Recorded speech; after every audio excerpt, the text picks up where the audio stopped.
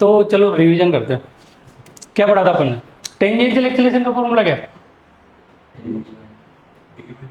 Rate of change of speed with respect to time, ठीक है। और net acceleration change in velocity upon dv upon dt, ठीक है। दोनों डिफरेंस बताना चाहिए। और यूनिफॉर्म सर्कुलर मोशन का मतलब क्या है? इसमें क्या कांस्टेंट होगा? स्पीड, वेलोसिटी तो नहीं होगी ना? हाँ, चलो। और अगर यूनिफॉर्म सर्कुलर मोशन है तो वहाँ पे कौन सा एक्सीलरेशन जीरो होगा? टेंजेंशियल एक्सीलरेशन जीरो होगा। और सेंट्रीपिटल एक्सीलरेशन जीरो किसमें होगा? वो सब में होगा जीरो, सब में लगेगा अगर सर्कुलर मोशन की बात कर रहे हैं तो। अगर स्ट्रेट लाइन में चल रहे हैं तो टेंजेंशियल लगेगा ओनली, है ना। चलो, किसी कोई प्रॉब्लम तो नहीं है? चलो वेरी गुड, अब आगे बढ़ते हैं। वो मैंने एक क्वेश्चन दिया था प्रोजेक्टाइल वाला, वो कर लिया? वो एक पार्टिकल था जो फेंका था प्रोजेक्टाइल की तरह, टी बराबर 1 सेकंड पर, टी बराबर 4 सेकंड पर, टी बराबर 7 सेकंड पर। लास्ट क्वेश्चन था वो। नहीं किया? अरे कर तो रहे हो ना। कल वाला बस नहीं खेल रहा है। ओ, कल वाला नहीं किया वैसा? जैसे कैसे देश आगे बढ़ेगा फिर बताओ। देखो, ऐसे ऐसे काम नहीं चलेगा, ऐसे ऐसे काम नहीं चलेगा। चलो पे एक काम कर दो, पहले एक टॉपिक की बात कर लेते हैं। रेडियस ऑफ कर्वेचर लिखो, topic radii of curvature, radii of curvature, radii of curvature.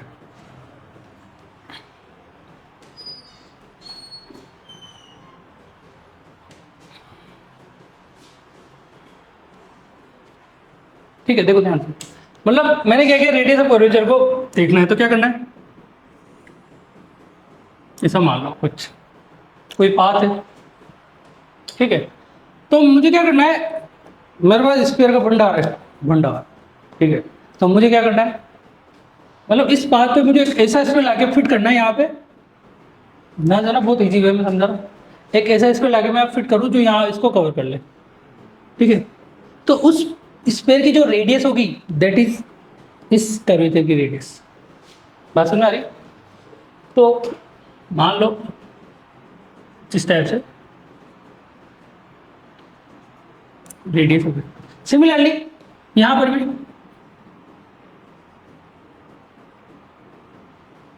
यहां पर भी, ठीक है। बात समझ में आ रही है? तो मैंने बोल दिया कि ये पॉइंट ए है। मान लो अगर एक बॉल है, बॉल सरफेस पर रखी है तो उसमें कौन सा कॉन्टेक्ट होगा? पॉइंट कॉन्टेक्ट या लाइन कॉन्टेक्ट? देखिए बॉल के पास पॉइंट, लेकिन मान लो अगर सिलेंडर रख दो तो लाइन को, क्योंकि पॉइंट पॉइंट पॉइंट मिलकर लाइन बन जाएगी। तो इसलिए मैंने पॉइंट ए की बात करी, तो इसका मैंने बोला बे इसकी रेडियस मान लेता हूँ, अगर ये पॉइंट ए है तो इसकी रेडियस ए मान लेते हैं। सिमिलरली अगर मैं इसको पॉइंट बी नाम दे दूँ तो इसकी रेडियस हो जाएगी आर बी। सिमिलरली इसको पॉइंट सी नाम दे दूँ तो इसकी रेडियस हो जाएगी आर सी। क्लियर? तो मतलब हर हर कर्व की अलग अलग रेडियस बन रही है, मतलब कर्वेचर के अकॉर्डिंग जो बॉल जहाँ फिट हो रही है उसके अकॉर्डिंग इसकी रेडियस बनती है। तो इसको ही हम क्या बोलेंगे, रेडियस ऑफ कर्वेचर, ठीक है। ठीक है, तो इसमें एक लाइन लिख लो। क्या ये पार्टिकल की होती है? क्या ये पार्टिकल पर डिपेंड कर रहा है क्या? मान लो यहाँ पे मैं एक हवाई जहाज रख दूँ और एक कुछ भी रख दूँ, जैसे आप खुद को बिठा दूँ, कि पार्टिकल के ऊपर डिपेंड कर रहा है क्या? नहीं कर रहा ना। तो लिख लो इसमें radius of curvature, radius of curvature is the property of path not the particle. वो पाथ की प्रॉपर्टी होती है। Radius of curvature, radius of curvature is the property of path not the particle.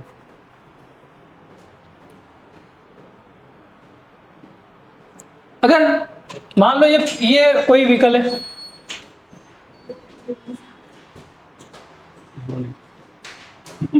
चलो ये कोई पाथ है, यहाँ पर कोई व्हीकल चल रहा है। अब इस पॉइंट पे कोई ना कोई वेलोसिटी, कोई स्पीड होगी तो फिक्स होगी ना। तो मैंने बोला कि अगर इसके नॉर्मल एक्सीलरेशन की बात करूं तो क्या आएगा? नॉर्मल एक्सीलरेशन मतलब रेडियल मतलब सेंट्रीपिटल मतलब वी स्क्वायर अपॉन आर, जो जगह वी स्क्वायर अपॉन आर।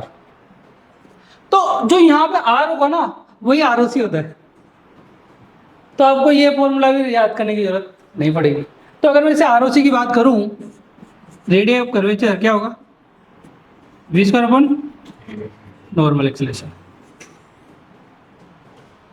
तो ये हो जाएगा अपना रेडियस ऑफ कर्वेचर, ठीक है। और ए एन को क्या बोलेंगे अपन, नॉर्मल एक्सेलरेशन। लिख लेना अगर कंफ्यूजन हो तो।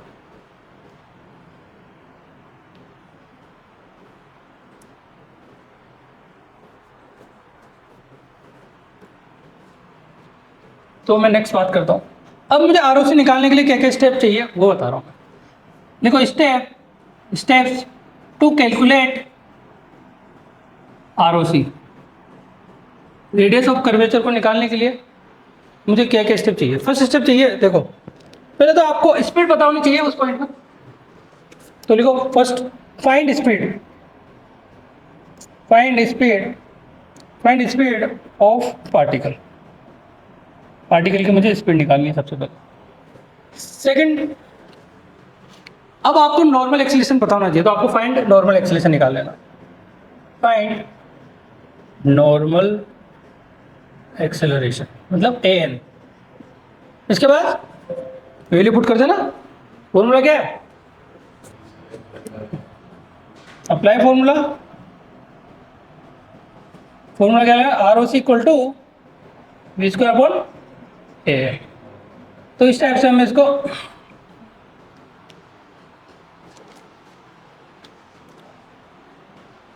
अगर मान लो ये पाथ सीधा हो जाए, बिल्कुल स्ट्रेट लाइन हो जाए, लंबा सा पाथ हो जाए, बिल्कुल सीसी रोड बना दिया हमने, मान लो स्ट्रेट लाइन वाला, तो उस पाथ का रेडियस ऑफ कर्वेचर क्या होना चाहिए,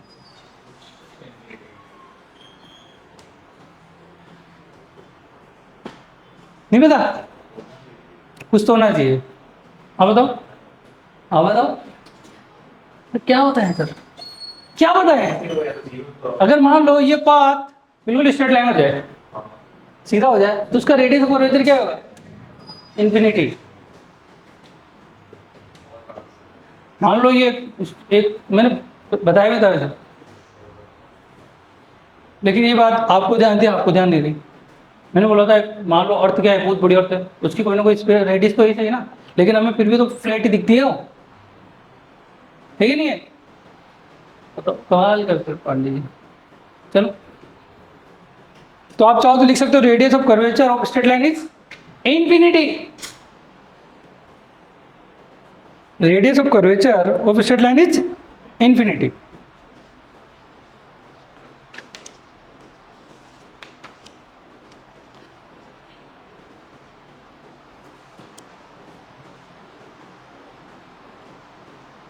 बारिश है, ये बारिश का मौसम, बताओ ठीक है, कर दे रफ, इसमें कोई प्रॉब्लम नहीं है, होनी भी नहीं चाहिए ऐसे।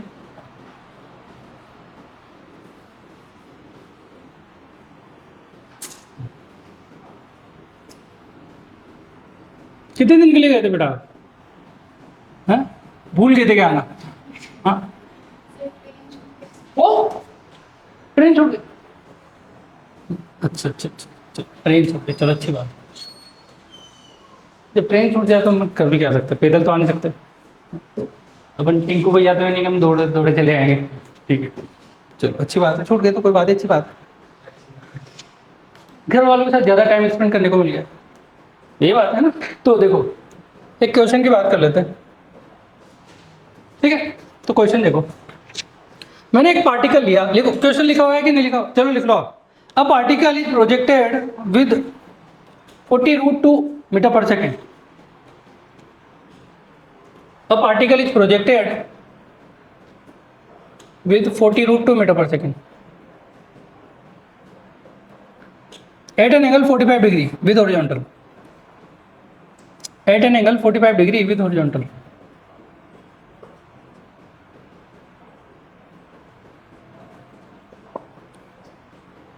Find value of AT and AN. At t equal to 1 second, at t equal to 1 second, second at t equal to 4 second, third at t equal to 7 second. मतलब 1 पे निकालना है, 4 पे निकालना है, 7 पे निकालना है। देखो ये सब क्वेश्चन आपको आता है वैसे,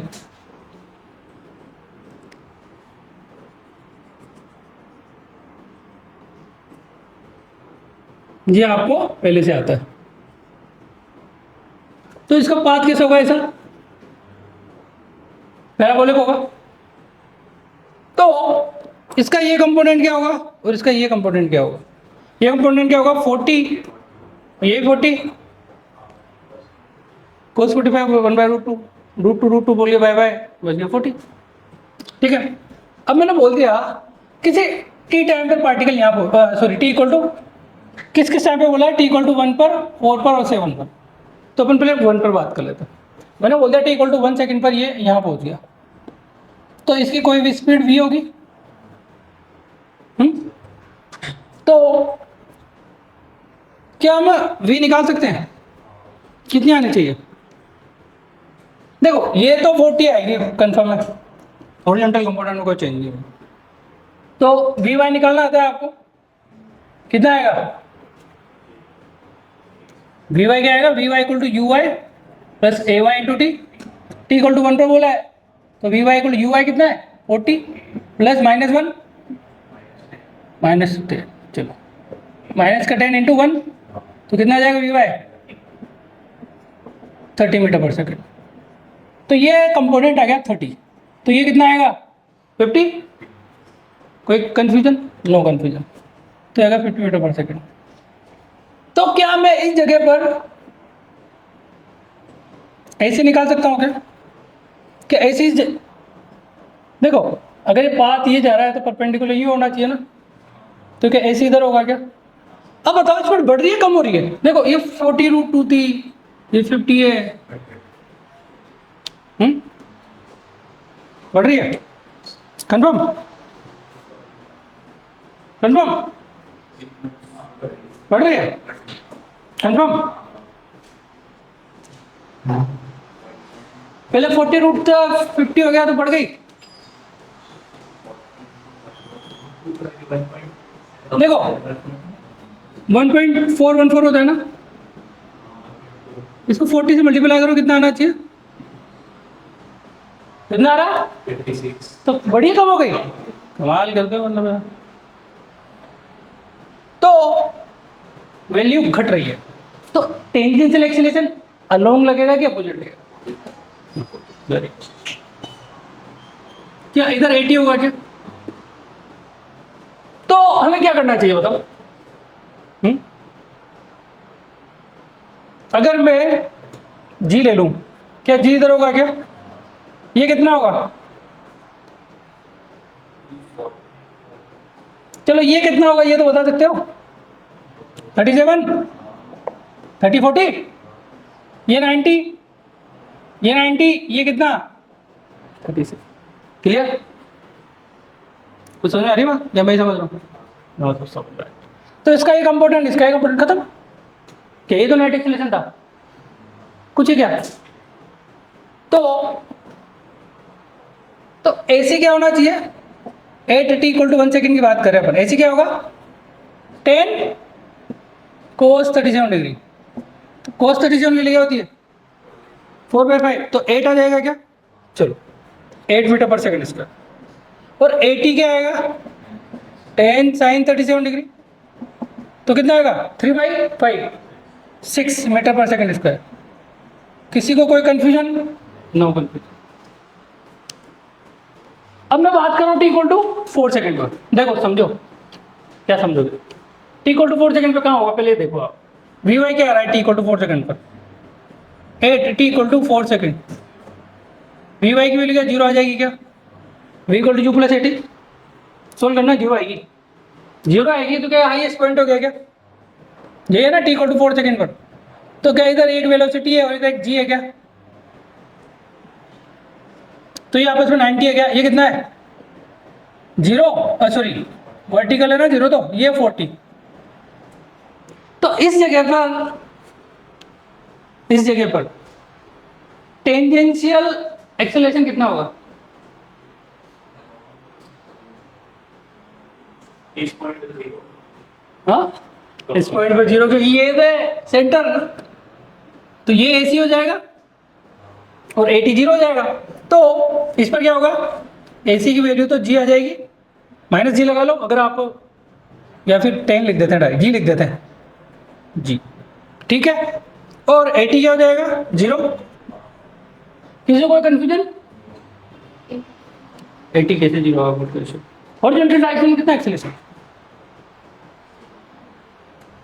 होता है? कुछ हॉरिजॉन्टली तो होता है, वो इसके अलोंग चल रहा है तो इसके अलोंग आगे बस या सपोर्ट कर सकते हैं, आप कुछ कर सकते हैं, ठीक। तो अब इसने बोला T = 7 सेकेंड पर।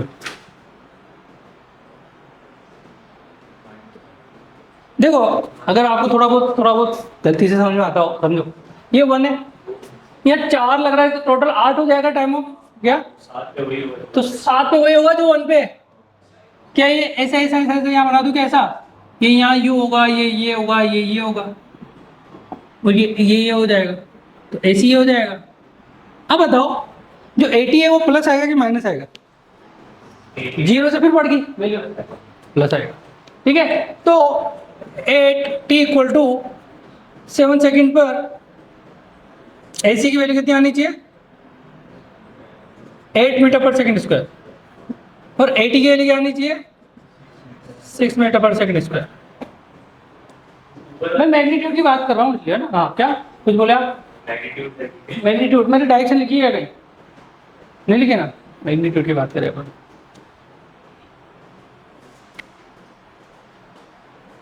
किसी को कोई प्रॉब्लम, कोई समस्या, कोई दुख दर्द? सर वो नहीं है सर, पहले थे अब नहीं है।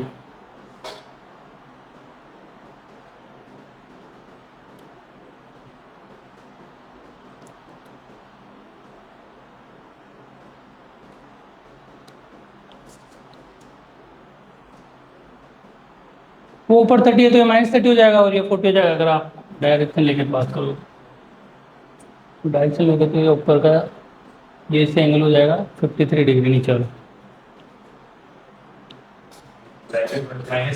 ये 53 हो जाएगा ना, हेलो, और ये हो जाएगा 30 का, ये 48 है, ये 50 हो जाएगा, क्योंकि इसके बीच में होता है ना, 37 का 37 की कोई बात, एक ही बात है।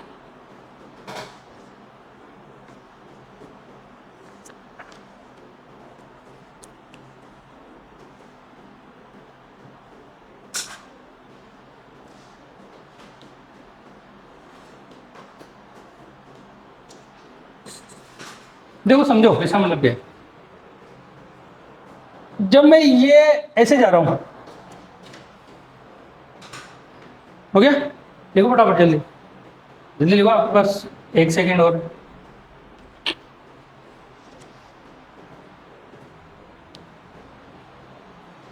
हो गया? देखो, जब मैं ऐसे जा रहा हूं ना, तो टेंजेंशियल जो एक्सेलरेशन है वो पहले तो डिक्रीज हो रहा था, फिर उसके बाद इंक्रीज होने लग गया। तो ये ऑब्जर्वेशन है, तो लिख सकते हो आप, लिखो इसमें। देखो, during the projectile motion rate of change of speed, bracket में 80 लिख लेना। During the projectile motion rate of change of speed is decreases initially then increases.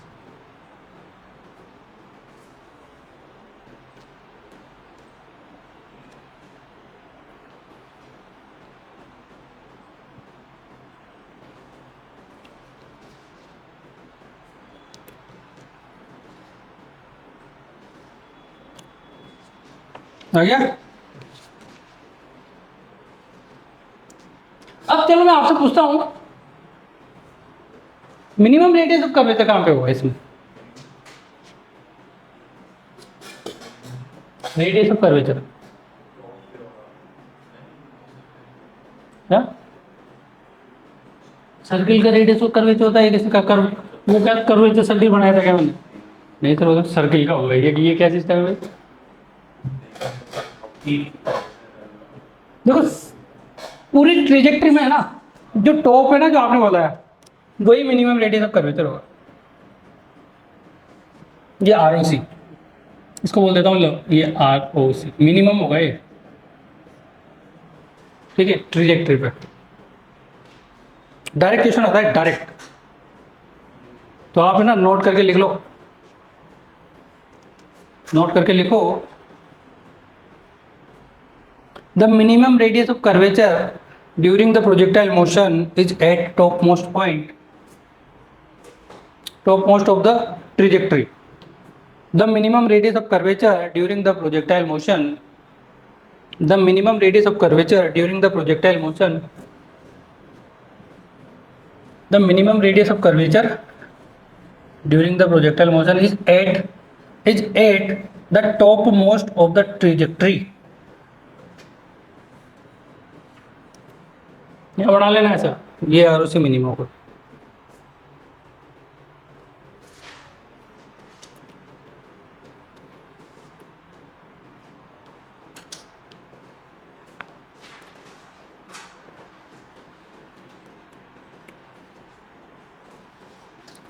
अगर मैं आपसे इसका आर ओ सी पूछूं तो निकाल सकते हो क्या? कितना आएगा इस पॉइंट पर? आर ओ सी क्या आना चाहिए? B square upon A N, B square कितना है 40, ए एन कितना है 10, कितना आएगा 160। आ गया? नेक्स्ट क्वेश्चन, जो क्यों ऐसा क्यों, किसने बोला क्यों हुआ? कि यहाँ पे टेन आया था क्या? मतलब टेन आया क्या यहाँ पे? ये हो वेरी गुड वेरी गुड, ये क्या है टेन? अच्छा इसकी बात कर रहे हो क्या? नॉर्मल एक्सेलरेशन की बात कर रहे हो ना? तो जरूरी थोड़ी हो, ये भी तो एन है, ये लो ये एन ही तो है। अरे centripetal acceleration, normal acceleration, radial acceleration तीनों एक ही टर्म है। जो नॉर्मल एक्सेलरेशन मैंने कहा था ना, मैं इस प्रोजेक्ट है जब भी कर्वीलिनियर पाथ की बात करूंगा तो मैं नॉर्मल एक्सेलरेशन की बात करूंगा, वहां पर मैंने पहले ही बताया था। अभी क्लास पढ़ी तो है ना? तो आप क्लास लाइव नहीं पढ़ रहे थे क्या?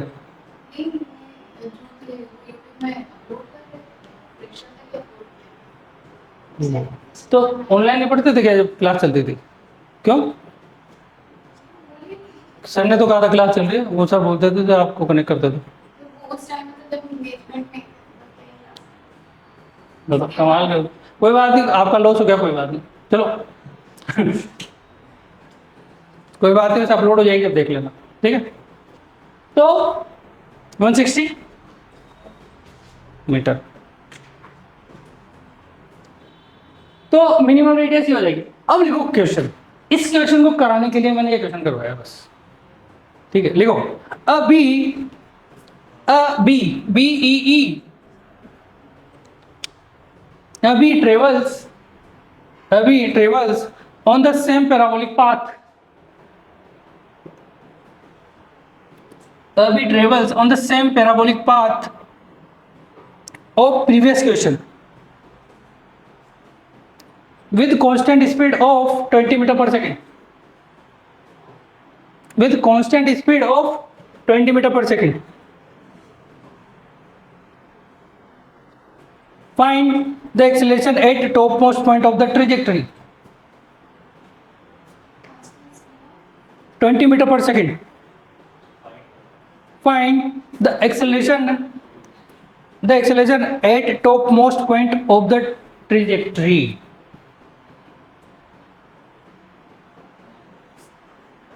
कर दो फटाफट।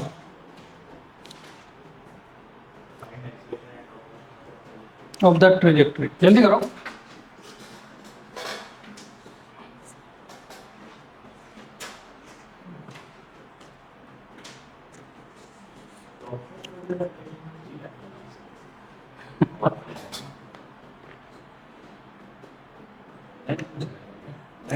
अगर वो जीरो था तो पूछता है क्यों? थोड़ा बहुत कॉमन सेंस की बात है। देखो पार्टिकल तो गिर रहा था। क्या जो बी जो मधुमक्खी है वो भी गिर रही होगी क्या वहां पे? उड़ रही होगी ना, तो उसका कोई ना कोई फोर्स भी होगा। उसके पंख पंख के द्वारा जो फोर्स होगा वो भी तो होगा।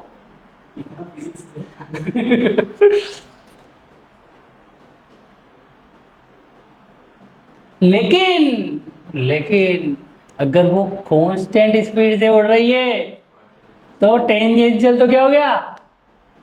जीरो। अब बताओ क्या करना है? सर फिर नॉर्मल एक्सेलरेशन कैसे क्या करें सर, समझ में नहीं आ रहा। लेकिन अच्छा एक बात पता चल रही होगी आपको कि रेडियस ऑफ कर्वेचर तो सेम रहेगा ना, चेंज हो जाएगा क्या? मैंने कहा सेम रेडियस ऑफ ट्रेजेक्टरी पे चल रहा है तो रेडियस ऑफ कर्वेचर तो सेम रहेगा। लेकिन v क्या दे रखा है उसे? 20 का स्क्वायर। ये तो पूछा है ROC क्या हो जाएगा? 160। तो an नहीं आया आपको निकालना, बताओ। इतना टफ क्वेश्चन था क्या आपके लिए? सर बस वो क्वेश्चन समझ में नहीं आया, बाकी तो हमें सब कुछ आता है सर। ये हो जाएगा 2.5 मीटर पर सेकंड स्क्वायर। इसमें ना ऐसे लगा लेना,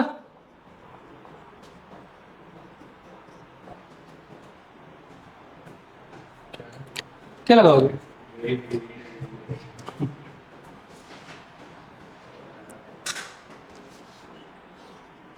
किसी को दुख दर्द तो नहीं है? हाँ, होना भी नहीं चाहिए क्योंकि क्वेश्चन कभी टफ होते नहीं है। तो इसको रब कर दे क्या? हाँ सर कर दो।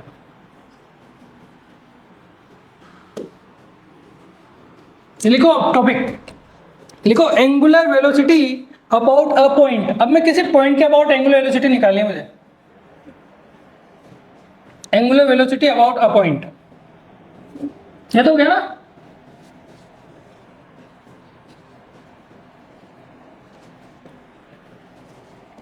Angular velocity about a point.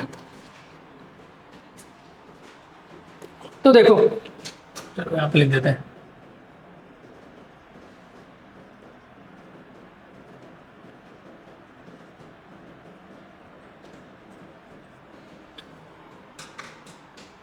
देखो मैंने क्या किया, एक पाथ बनाया, जैसे को रैंडम पाथ ले लिया, कोई कोई प्रॉब्लम नहीं। अब मैंने क्या इसको एक्स और वाई एक्सिस में डिनोट कर दिया। ये हो गया वाई, ये हो गया एक्स, और ये ले लिया मैंने ओरिजिन। अब मैंने क्या किया, यहां पर एक पॉइंट ले लिया। इस पॉइंट का मुझे, इसने बोला ना angular velocity about a point, मुझे इस पॉइंट के अबाउट इस पॉइंट का एंगुलर वेलोसिटी निकालना है।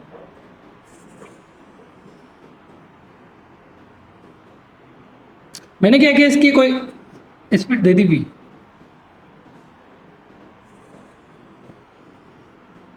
तो बताओ क्या करना चाहिए? कोई हिंट? एंगुलर वेलोसिटी मतलब मैं इसके अबाउट इस पार्टिकल को घूमता हुआ देखना चाहता हूँ, तो क्या कर सकते हैं अपन? डायरेक्शन चेंज कर देते हैं। सही काम करो, वहीं पे बैठ के घूम जाओ, दिखता है घूमता घूमता। तो देखो, तो अपन को क्या करना पड़ेगा, इस वेलोसिटी के कंपोनेंट तोड़ने पड़ेंगे। एक तो इसके परपेंडिकुलर और इसके अलोंग, मतलब कुछ ऐसे। परपेंडिकुलर दिख रहा है ना? हाँ सब दिख रहा है, नहीं दिख रहा? अच्छा अच्छा, आई बात समझ? अब मैंने क्या किया, इसको ले लिया, इस वाले को अल्फा ले लिया। तो अब बताओ इसके इसका इसका अलोंग कंपोनेंट क्या होगा? v cos अल्फा, और ये क्या होगा? v sin alpha. अब बताओ ये पार्टिकल, पार्टिकल तो दिख ही नहीं रहा सर, पार्टिकल थोड़ा जूम करते लो, थोड़ा बड़ा पार्टिकल। अब बताओ इस पार्टिकल को घुमाएगा कौन, ये वाला कंपोनेंट कि ये वाला कंपोनेंट? क्या ये घुमाएगा क्या? वो तो उस पार्टिकल को दूर ले जाने की या पास लाने की कोशिश करेगा। डिपेंड करता है ना इसकी डायरेक्शन। मान लो डायरेक्शन ये होगी तो पास लाएगा, फिर ये होगी दूर ले जाएगा। अरे बात समझ, तो ये वाला मतलब देखा जाए जो ये पोजीशन वेक्टर है, जूम कर देते ताकि आपको अच्छे से दिखे। इसको बोल दिया मैंने आर वेक्टर, पोजीशन वेक्टर। तो पोजीशन वेक्टर के परपेंडिकुलर वाला कंपोनेंट लेना है हमें, ठीक है, पोजीशन वेक्टर का परपेंडिकुलर कंपोनेंट। तो ये वाला, चलो इसको ऐसे बोल सकता हूं मैं, वी परपेंडिकुलर, और इसको बोल सकता हूं वी पैरेलल। आई बात सुन, आया, आ रहा है ना? चलो, तो मुझे, मैंने बोला कि ये ऐसे घुमा, तो ओमेगा नॉट की जो वैल्यू है क्या आएगी, बताओ बताओ, फॉर्मूला लो, ये फॉर्मूला लिखता तो v equal to omega r. अब बताओ ओमेगा नॉट क्या आना चाहिए, बताओ बताओ, घुमाएगा कौन, v साइन थीटा या v साइन अल्फा अपॉन ये, अरे बात सुन, तो लिख लो v sine alpha upon r, ये इसको घुमाएगा। लेकिन हमें फॉर्मूला याद नहीं करना, बस ऐसे याद रखो, v परपेंडिकुलर अपॉन आर, जो पोजीशन के परपेंडिकुलर होगा वही घुमाएगा, क्योंकि अभी तो अल्फा ये है, मान लो कभी अल्फा ये हो जाए तो लफड़े पड़ जाएंगे ना, इसलिए फॉर्मूले याद नहीं करने, समझने की बात है बस। मतलब आप चाहो तो क्या बोल सकते हो, perpendicular component to position vector upon are.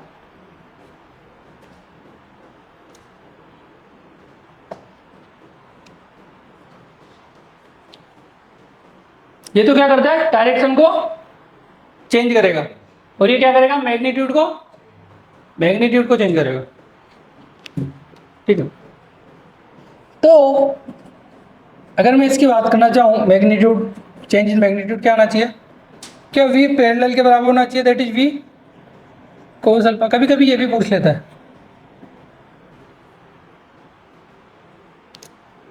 कितना दूर हुआ है वहां से,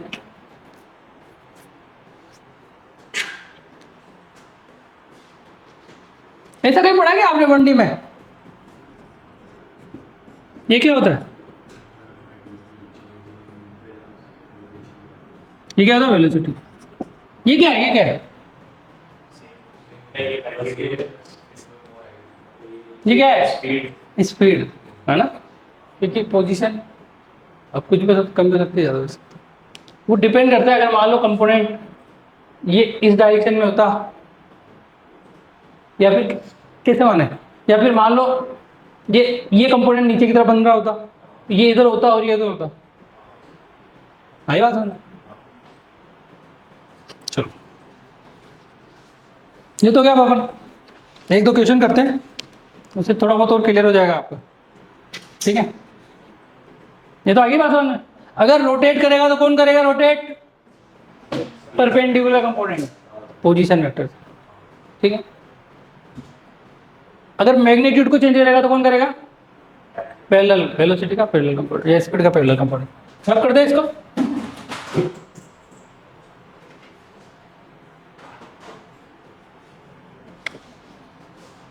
तो क्वेश्चन करते हैं, चलो क्वेश्चन की बात करते हैं। बस ये तो इतना ही था, इतना सही था टॉपिक, तो क्वेश्चन है बस। जैसे क्वेश्चन नंबर फर्स्ट लिखो,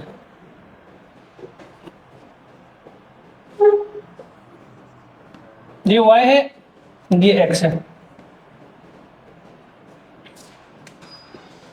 ठीक है। ये पॉइंट A दे दिया मैंने, ये 3 मीटर, ये 4 मीटर, और इस पॉइंट को P पॉइंट दे दिया मैंने, इस पॉइंट को A पॉइंट दे दिया, इसको P पॉइंट दे दिया मैंने। इस पर ये दे दिया 10 मीटर पर सेकंड स्पीड दे दी। तो आपको फाइंड करना है, find first point velocity AO, angular velocity O point के अबाउट निकालनी है, A पे। सेकंड है एंगुलर वेलोसिटी P पॉइंट के अबाउट। थर्ड है dr/dt। Fourth dr/dt।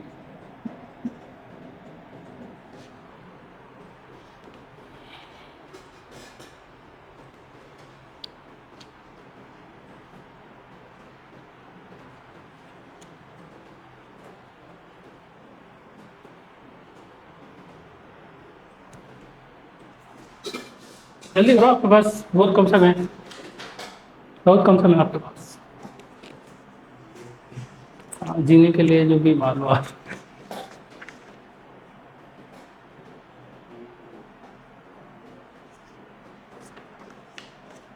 वो वाले थे।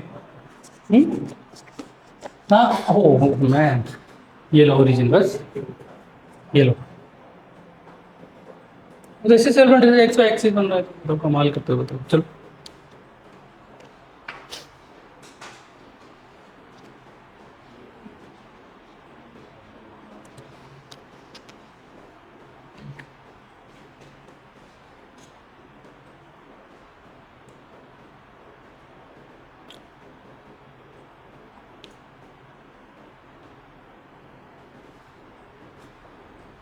हो गया।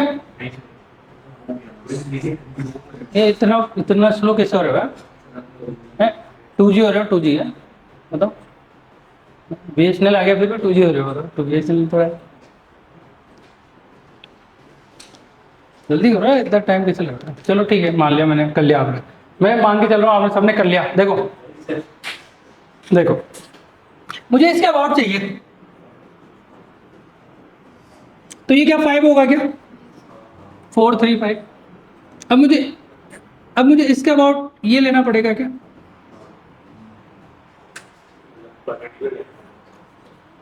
तो ये एंगल कितना होगा? ये कितना होगा? ओ मैन, ऐसा 4 3, ये 4। हाँ बताओ, ये हो गया 10 के परपेंडिकुलर कंपोनेंट होगा क्या इसके? कितना आएगा? 10 sin 53, और ये 10 cos 53, ये पैरेलल होगा क्या? तो ये क्या आएगा? 10 sin 53 डिवाइड बाई 5। कोई प्रॉब्लम? कितना आएगा? सोल्व कर लेना, 1.6 आएगा रेडियन पर सेकंड। इसके अबाउट क्या आएगा? देखो, पी पॉइंट यहाँ पे, इसके अलावा वो तो दूर जाता हुआ दिख रहा है, क्या इसके परपेंडिकुलर कोई कंपोनेंट दिख रहा है क्या इसको? पी पॉइंट सीधा है, तो नीचे कोई कंपोनेंट दिख रहा है क्या इसके? इसका कोई परपेंडिकुलर कंपोनेंट बनेगा क्या?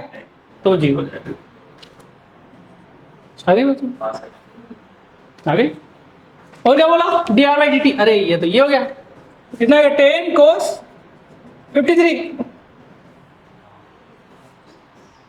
ये आएगा ना? तो ये क्या जीरो हो जाएगा क्या? अच्छा जीरो हो जाएगा, जीरो हो जाएगा, बताओ ये क्या आएगा?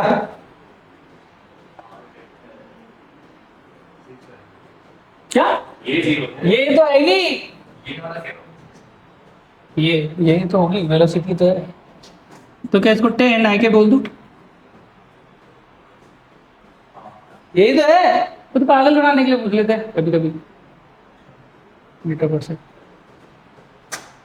इसलिए इसमें टाइम नहीं लगना चाहिए था, लेकिन चलो कोई बात नहीं। देखो मेरी बात सुनो, मैं आपको एक हिंट दे देता हूँ ताकि आपको सोल्व करना है, क्योंकि इसलिए कोई एक कोऑर्डिनेट एक्सिस दे दी है ना, यहाँ से मैंने एक पार्टिकल को छोड़ा, t बराबर 0 पे छोड़ा, वो आते आते आते कोई किसी टी टाइम पर मैंने बोला कोई 2 सेकंड 4 सेकंड किसी भी सेकंड वॉट एवर, उस पॉइंट पे मैं पूछ लूँ तो बता दोगे क्या इसके अबाउट? हाँ, तो टाइम दोगे तो हम बता देंगे सर, हाँ, क्योंकि आप उस टाइम पे स्पीड निकालने जानते हो, इक्वेशन मुझे लगाने जानते हो, तो ये आपका homework.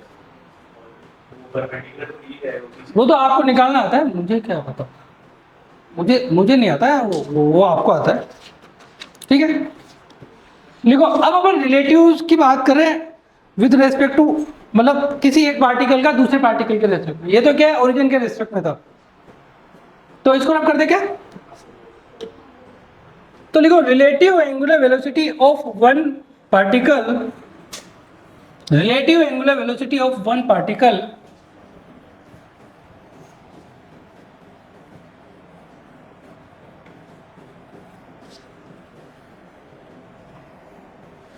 relative angular velocity of one particle with respect to other particle.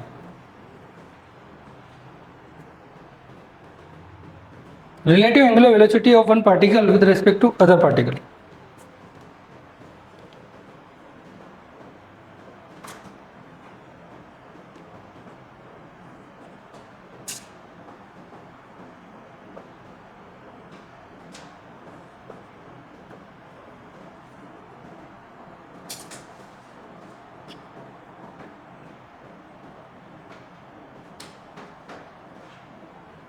ठीक है,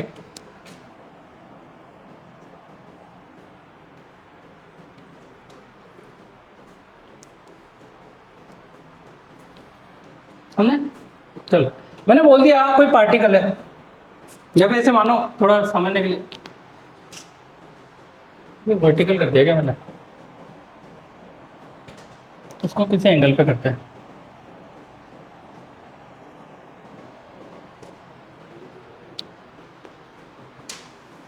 सेम नहीं होएगा, ये अल्फा मान लो, ये बीटा मान लो, क्लियर? चलो देखो, टिंकू भैया, टिंकू भैया, गुड़िया दीदी, ठीक है, दोनों चल रहे, दोनों एक दूसरे को देखना चाहते हैं, तो उनको, लेकिन वो गुड़िया दीदी इस डायरेक्शन में जा रही है, टिंकू भैया इस डायरेक्शन में जा रहे हैं। तो गुड़िया दीदी को देखने के लिए यूं घूमना पड़ेगा क्या? यूं घूमना पड़ेगा गर्दन को, ठीक। टिंकू भैया को वो भी तो कहीं ना कहीं देखेंगे ना, चलो ठीक है, जा रहे है ना। तो अब ध्यान से सुनना, मैं किसी एक के रेस्पेक्ट में बात करूंगा, जैसे कि मान लो मैं इसके रेस्पेक्ट में बात करता हूं, जैसे फ्रेम, इसके फ्रेम में बात करूंगा तो पहले दूसरे कंपोनेंट क्या होंगे, इसका लो, और इसका ये कंपोनेंट क्या बनेगा, v1 cos अल्फा, और ये v1 sin अल्फा। सिमिलरली इसका भी कोई कंपोनेंट होगा, ये क्या होगा, v2 cos beta, v2 sin beta, ठीक है। अब मैं चाहता हूं कि इसको रेस्ट में रख देता हूं। रेस्ट में रखने का कुछ फंडा याद है, इसकी वेलोसिटी उसको दान कर दी जाती थी क्या, अपोजिट लगा के, याद है? तो क्या करते हैं हम, इसको रेस्ट कर देते हैं। इसी में बना दो क्या अलग से बनाऊं, इसी में बना देते। तो ये वेलोसिटी इधर जुड़ जाएगी क्या, v1, इसको बोल देते हैं रेस्ट में, v1 cos अल्फा, और ये वेलोसिटी नीचे जुड़ जाएगी, v2 sin, v1 sin alpha. अब ये रेस्ट में बेचारा गुड़िया रेस्ट में करती, अब इसको इसके रेस्ट में ये घूमना चाहिए। अब आया रिलेटिव एंगुलर वेलोसिटी, बता रहा हूँ मैं रिलेटिव के टर्म में। तो रिलेटिव अगर इसके टर्म में निकालेंगे तो देखो, या तो ये ज़्यादा हुआ, ये ज़्यादा हुआ, वो वॉटेवर जो भी होगा, लेकिन ये कंपोनेंट ज़्यादा होगा और ये कंपोनेंट कम होगा, ये भी कुछ भी हो सकता है, जरूरी नहीं है। अगर ध्यान सुनो, ध्यान से देखो, काम की बात बता रहा हूँ मैं, मान लो ये ज़्यादा हुआ तो इसमें से ये माइनस कर देंगे तो ये इस डायरेक्शन में आएगा क्या, तो वो यूं घूमेगा क्या, ठीक है। अगर ये ज़्यादा हुआ तो क्या यूं घूमेगा क्या, ये ज़्यादा हुआ तो क्या दूर जाएगा क्या, टिंकू भैया दूर जा रहे हैं क्या गुड़िया से। अगर ये ज़्यादा हुआ तो टिंकू भैया गुड़िया के पास आ रहे हैं क्या, ठीक है, बात समझ में आ रही है। तो अगर मैं बोलूँ कि परपेंडिकुलर कंपोनेंट की वैल्यू क्या आ रही है वेलोसिटी की, यहाँ पे लिख दूँ, v परपेंडिकुलर क्या आएगा, किसी को भी एक को ले लो,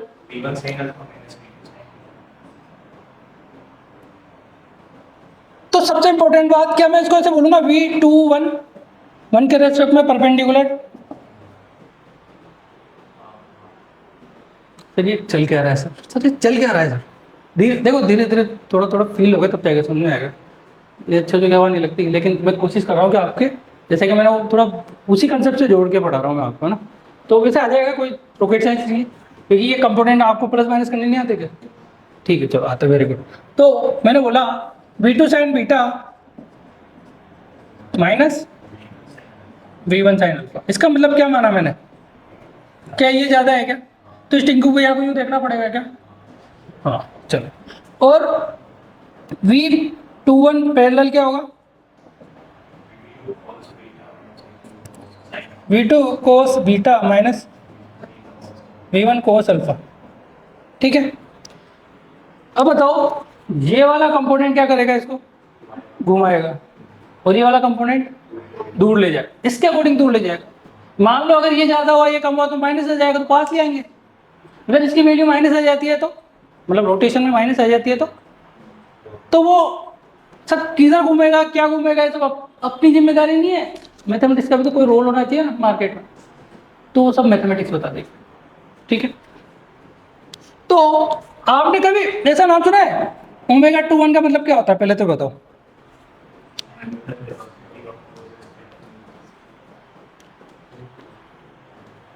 क्या इसको ऐसे लिख सकता हूँ क्या, ओमेगा 2 माइनस ओमेगा 1? हाँ बेटा, ये सबसे गलत चीज है इस जगह पे। यहां पर इसका मतलब ये नहीं होता, समझ आई बात? इसका मतलब ये नहीं है, इसलिए मैंने पहले वाला एक क्रॉस कर दिया, ताकि कभी भी आप ऐसा इसको ऐसा घोर अपराध से लिखना। इसका मतलब है कि जो टू के मतलब अगर वन दो को देख रहा है, अगर वन दो को देख रहा है तो वो अपना मुंह किस डायरेक्शन में घुमाएगा उसको देखने के लिए। इसका मतलब ये है ओमेगा 21 का मतलब क्या है? अगर वन टू को देख रहा है तो उसे अपने मुंह को किस रेट से घुमाना पड़ेगा, ये इसका मतलब। क्या मतलब है? अगर कोई वन टू को देख रहा है, अगर कोई वन टू को देख रहा है तो इसे देखने के लिए किस रेट से अपने मुंह को घुमाना पड़ेगा। बात समझ में आई? या फिर आप ऐसे बोल सकते हो कि कोई एक लाइन दे दी, मान लो ये वन ये टू, ये वन ये टू, है ना? तो मतलब ये हो गया कि इस लाइन को किस रेट से घुमाना पड़ेगा, हमें इस लाइन को किस रेट से घुमाना पड़ेगा, इस लाइन से हमें किस रेट को घुमाना पड़ेगा। ये वो रोटेशन ही होगा कुल मिला के। तो ओमेगा 21 की हाँ, इसका मतलब ये है क्योंकि वन के रेस्पेक्ट में मैं टू को देख रहा हूँ। इसका मतलब ये नहीं है जैसे अपन को लिखते थे ना V21 VAB VA minus VB बची, यहीं पे वैलिड है, यहाँ पे वैलिड नहीं होता है। इसका मतलब कुछ और होता है। ठीक है, तो इसको तो नहीं मिटाते भी, नहीं तो अभी क्या थोड़ी देर में वापस आपके दिमाग में पता नहीं कहाँ कहाँ की बातें आ जाएगी। तो लेकिन अगर मैं V21 वेक्टर की बात करूं क्या आएगा? ये तो वही होगा ना V2 माइनस V1।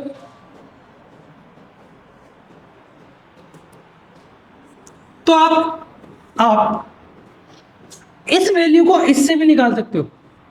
जैसे किसी को होता है ना, कोई दुख दर्द आ जाता है, यार हमें रेस्ट में रखना नहीं आता, हमको अपोजिट डायरेक्शन में जोड़ना नहीं आता, तो आप इसको सोल्व करोगे तो भी ये आ जाएगा। अरे बात सुनना, तो इसको सोल्व करोगे तो भी यही आएगा, क्योंकि आप शुरू से इसी मेथड को फॉलो करते हुए आ रहे हो, लेकिन कुछ नई चीज सीखने को मिल गई गलती से, तो ऐसा है। तो आप इसको लिख लो, फिर ओमेगा 21 की वैल्यू क्या आएगी? ओमेगा 21 की वैल्यू क्या आनी चाहिए बताओ? हाँ बोलो, V21 ये अपॉन अपॉन अगर ये डिस्टेंस R ले लूं मैं तो ये R हो जाएगा क्या? ये है इसका मतलब। ओमेगा 2 माइनस ओमेगा 1 नहीं है, V2 माइनस V1 का मैग्नीट्यूड लेना है, का मैग्नीट्यूड लेके R। और ये कौन सा कंपोनेंट होगा? ये कौन सा कंपोनेंट होगा? परपेंडिकुलर, क्योंकि ये घुमाएगा। आ रही बात समझ? लिख लो, और कुछ भी नहीं है इसमें, कोई रॉकेट साइंस नहीं है। तो इसको मैं यहाँ नाम लिख देता हूँ, इसका नाम है angular velocity of two with respect to 1, ऐसे बोल सकता हूँ। और dr/dt ये हो जाएगा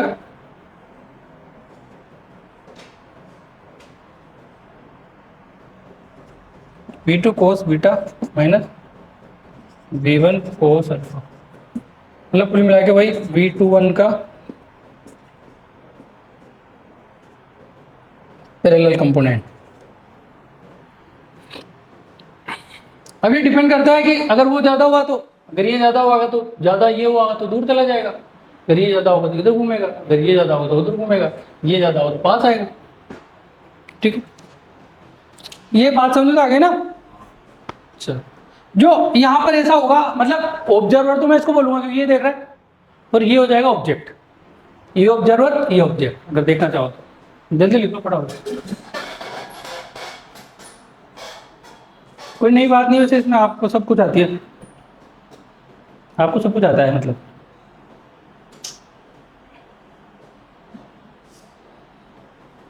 वैसे अगर ये टॉपिक, ये वाला टॉपिक समझ में नहीं आएगा ना, तो भी आप इसके क्वेश्चंस कर सकते हो।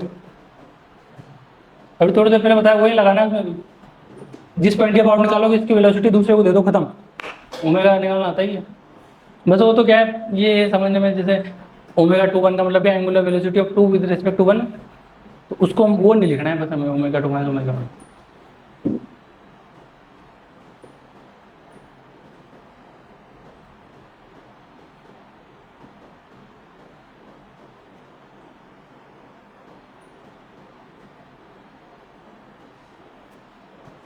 हो गया?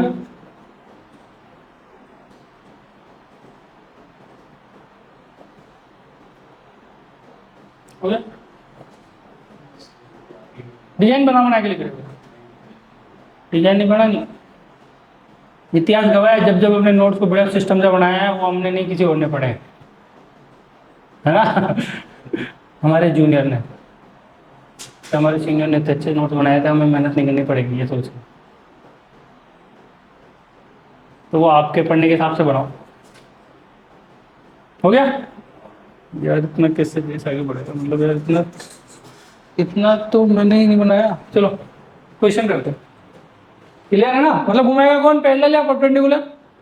देखो ये इसका सब समरी कर रहा हूँ मैं। घुमाएगा कौन, पैरेलल या परपेंडिकुलर? परपेंडिकुलर घुमाएगा। और पैरेलल क्या करेगा, आगे पीछे दूर या पास रहेगा। ठीक है, बस यही चीज है, सिंपल लैंग्वेज में है और कुछ भी नहीं है, कोई प्रॉब्लम नहीं है। क्योंकि मुझे पता है कभी कभी ये वाले टॉपिक में क्या बच्चों के तोते उड़ जाते हैं।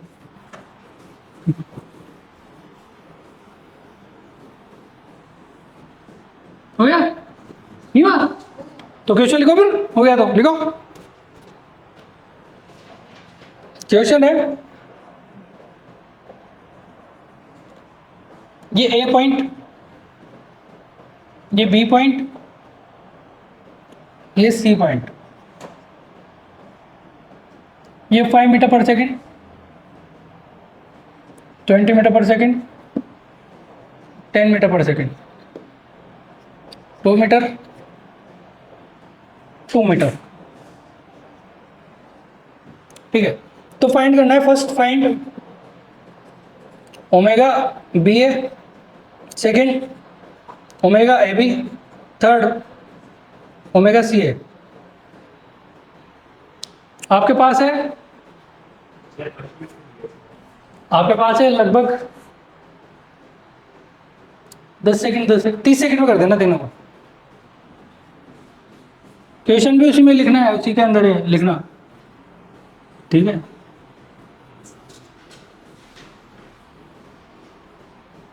तीस सेकंड।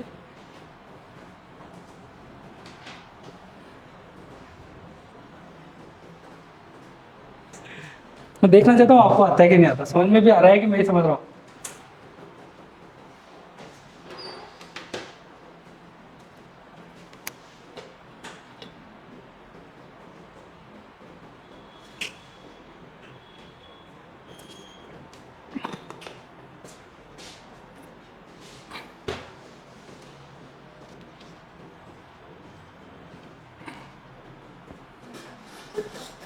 हो गया?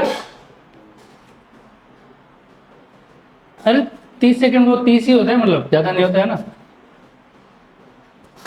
ऐसा तो नहीं है कि सर आपकी गाड़ी में सेल नहीं है, आपने नए सेल लगवाए हैं तो वो ज़्यादा तेज चल रही होगी। नए सेल लगवाया तो क्या पता तेज चलने लगे, पुराने सेल हो तो धीरे चलने लगे, तो ऐसा नहीं होता। हो गया? नहीं हुआ? पहले वाले का आंसर 2.5। सही सही के केप या माइनस के केप डायरेक्शन में तो बताओ। के केप गलत है फिर तो।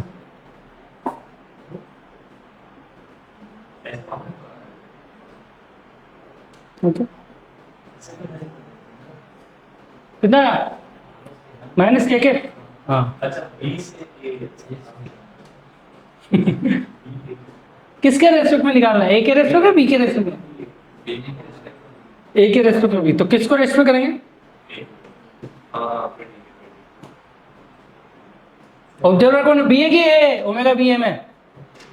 ए ऑब्जर्वर है तो उसको रेस्पेक्ट में करेंगे ना। अच्छा चलो देख लेते, जब आप इतना कॉन्फिडेंटली बोल रहे हो तो देखो। अच्छा नहीं हाँ ओ अच्छा अच्छा अच्छा अच्छा अच्छा समझ गया, उसको उल्टा होगा तो ये इस तरफ हाँ वो नीचे चिपकाना पड़ेगा। अगर इसको मैं रेस्ट में लूं तो इसको नीचे चिपकाऊं तो नीचे के ऊपर रिजल्टेंट नीचे के ऊपर नीचे कितना? 5 इंटू 2। अच्छा 5 into 2 ही मुझे अच्छा 5/2 2.5 के केप माइनस के केप आ गया क्या? मीटर पर सॉरी रेडियन पर सेकंड माइनस के केप। क्या पूरा बताऊं क्या वैसे बताऊं क्या? बस हो गया ना? अब ओमेगा ए भी कितना आ रहा है? ओमेगा ए भी कितना आएगा?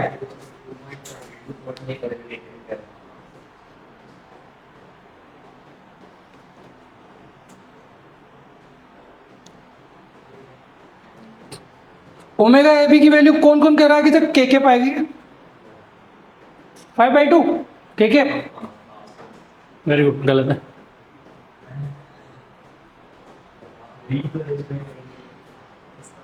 अरे अरे ये उठा के इधर चिपका दो, फिर उधर घूम रहा है।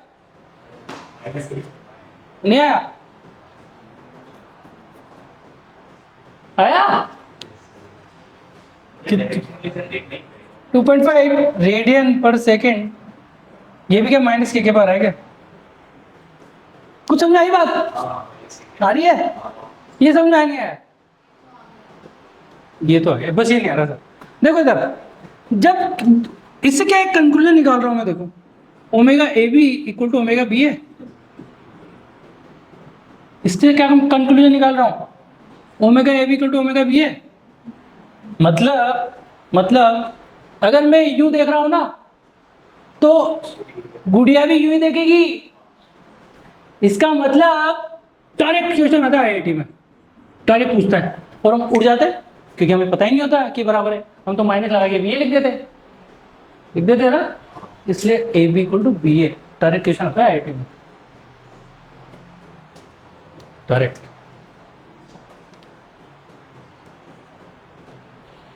अब सी ए की भी बात कर लो, जब इतना कर लिया तो ओमेगा सी है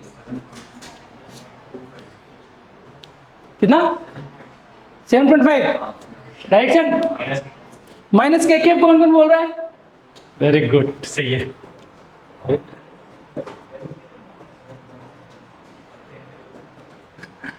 तो इस टाइप के कोई क्वेश्चन आएंगे तो कर दोगे ना? क्या क्या हुआ? तो ऐसे कर दिया करो ताकि मुझे लिखना नहीं पड़े ज़्यादा बोर्ड पे, बस डायग्राम से लिखना पड़े, ऐसे कर दिया करो ताकि। तो ये हुआ हमारा सर्कुलर मोशन में काइनेमेटिक्स वाला पार्ट खत्म।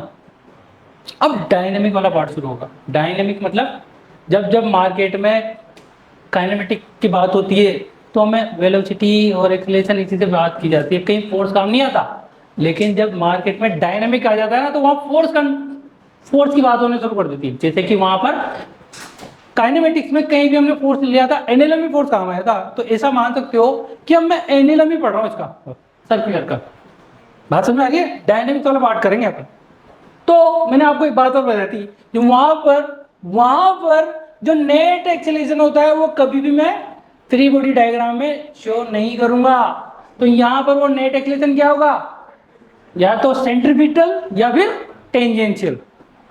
टेंजेंशियल भी तो वही है, एनएलएम में तो वही पढ़ते थे। तो वहां उसको भी हम कभी भी डिनोट नहीं करेंगे, उसको डायरेक्ट जो नेट फोर्स है उसको एम इंटू ए सी के बराबर पुट करेंगे अपन। बात समझ में आ रही है? क्योंकि स्टूडेंट्स क्या करते हैं, अभी तो प्रॉब्लम नहीं आएगी, जब अपन उसको मौत के कुएं पे चलाएंगे ना, जब आपके तोते उड़ना शुरू हो जाएंगे, क्या मैं कंपोनेंट किसके लूं? तो कंपोनेंट हमें से किसका लूंग लेने, जो सेंटर लगेगा ना। अब देखो सेंटर पे जो फोर्स लग रहा होगा वो ऐसी होगा।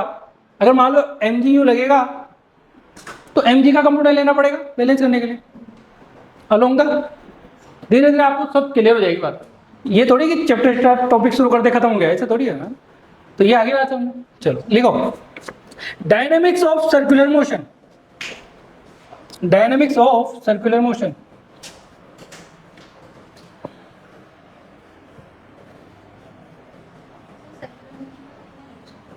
क्या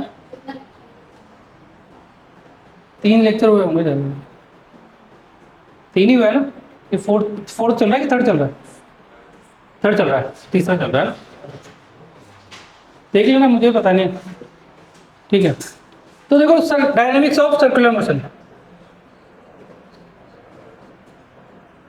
डायनेमिक्स ऑफ सर्कुलर मोशन 30 चल रहा होगा वैसे। डायनेमिक्स ऑफ सर्कुलर मोशन, ठीक है।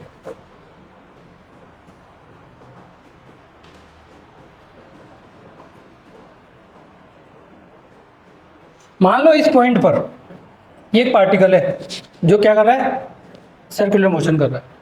एक पार्टिकल है जो क्या कर रहा है, सर्कुलर मोशन कर रहा है। तो मैंने क्या किया, एक फोर्स लगा दिया इधर, एक फोर्स लगा दिया इधर, और एक फोर्स लगा दिया इधर। इसको F1 बोल दिया, इसको F2 बोल दिया, इसको F3 बोल दिया। F1 F2 F3, इसको बोल दिया ये अल्फा लग रहा है, ये वर्टिकल से बीटा पर लग रहा है, और ये अलोंग द ये सेंटर ओम बोल देता हूँ मैं, बस। तो मैं क्या करना चाहता हूँ, इसका नेट फोर्स निकालना चाह रहा हूँ। तो सबसे पहले हम इनके कंपोनेंट कर लेंगे। तो इसका ये देखो ये पार्टिकल है, तो इसका क्या, इस पर क्या mg लगेगा क्या?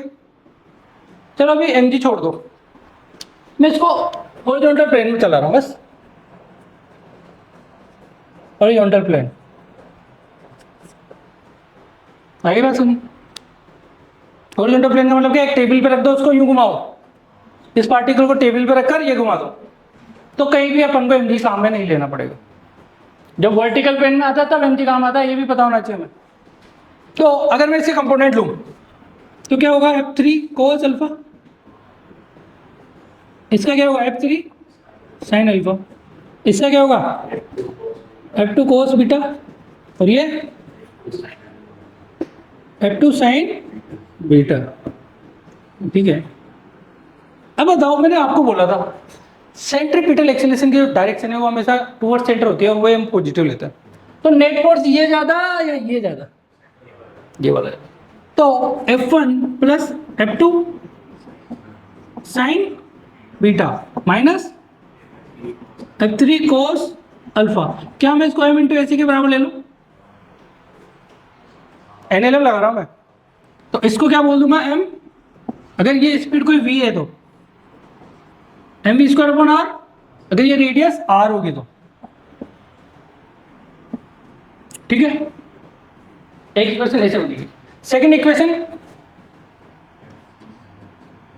F3 sin alpha plus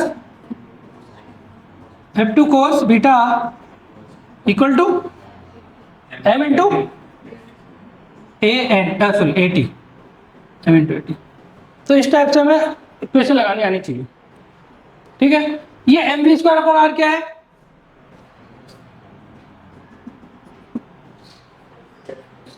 centripetal force, centripetal force, centripetal acceleration से सेंट्रीपिटल फोर्स करो, ठीक है। लेकिन होता है रिजल्टेंट इसके बराबर है, नेट सेंट्रीपिटल फोर्स बोल सकते हो आप, क्योंकि वो नेट सेंट्रीपिटल एक्सेलरेशन था, तो ये सेंट्रीपिटल फोर्स बोलते। लिख लो इसको आप, जल्दी लिखो बस। लेकिन ये क्या होता है ना, मैंने आपको शायद, अगर आपको वापस याद आ रहा है तो मैंने ऐसा कुछ बोला था कि एम में कोई फोर्स नहीं होता, ये इफेक्ट होता है। तो इसको आप अपनी लैंग्वेज में बोल सकते हो, लेकिन मैं कभी बोलता नहीं इसको। ले लो, क्योंकि इसको अपन एफबीडी में इंक्लूड नहीं करते हैं। याद हो सर, लिख लो आप। अगर मान लो ओमेगा के टर्म में हो, तो ओमेगा के टर्म में लिखना हो तो क्या लिखूंगा मैं? एफ सी को या तो एम इंटू ए सी बोल दूंगा, या फिर m we square upon r, m we square upon r बोल देंगे, या फिर एम ओमेगा स्क्वायर आर, क्योंकि हम इनको एफबीडी में इंक्लूड नहीं करते। M we square is not a force, M we square upon R is not a force, it is a net force, it is a not, मतलब it is not a force, ये net है, net force है total मिला के, net force बोल सकते हैं equal to M वाला। और एम क्या होगा? मास ऑफ द पार्टिकल, ठीक है। और एटी क्या? एटी टेंजेंशियल एक्सेलरेशन, जल्दी लिखो फिर।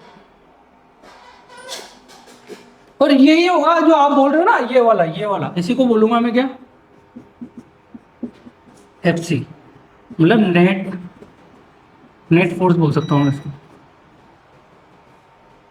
Net force toward the centre, net force towards the centre की तरफ नेट फोर्स होगा।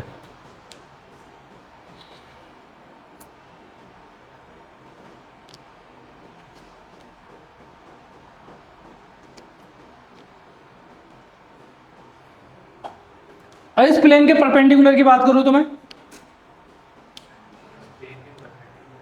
जैसे मैं बोलूँ समेशन ऑफ, एक इक्वेशन यहाँ से बना सकते हो, F net perpendicular to plane, वो क्या होगा? वो जीरो होगा। जीरो होगा कि नहीं होगा? बताओ क्यों? क्योंकि वो ना तो ऊपर आ रहा है ना नीचे जा रहा है। अगर वो टेबल में जा रहा है तो टेबल के अंदर थोड़ी घुस गया, हो उसी पे चल रहा है, तो मतलब उस एक्सिस के अलोंग तो वो नेट है, मतलब जीरो है नेट फोर्स। तो net force perpendicular to the plane is zero. देखो बहुत रेयर केस में बनेगा कि आपका तीनों प्लेन का क्वेश्चन एक साथ पूछ ले, एक्स भी वाई भी जेड भी पूछ लेंगे, ऐसा मतलब जब आप इतना बोल रहे हो तो पूछ लेंगे।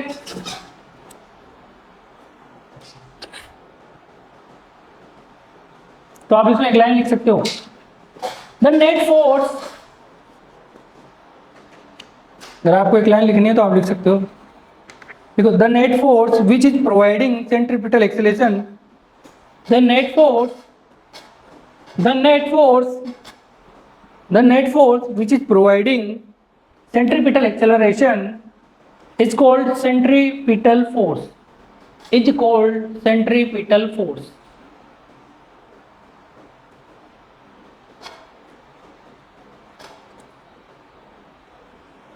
It's called centripetal force.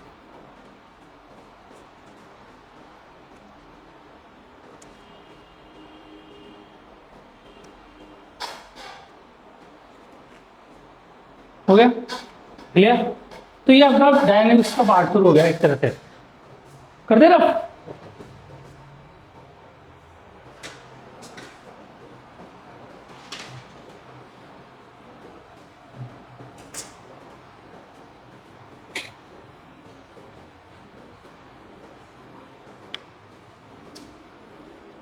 हो गया ना? तो पेन से क्या लिख रहे हो फिर? डिजाइन पेंटिंग कर रहे हो क्या? चेक कर रहा हूँ। अच्छा अच्छा, चेक भी करने लगे? अच्छा अच्छा, कॉपियाँ ले रखी, चेक करने लगे, टेस्ट कॉपी। अच्छा, तो देखो मैंने क्या किया, एक हॉरिजॉन्टल टेबल ले ली, एक हॉरिजॉन्टल टेबल ले ली,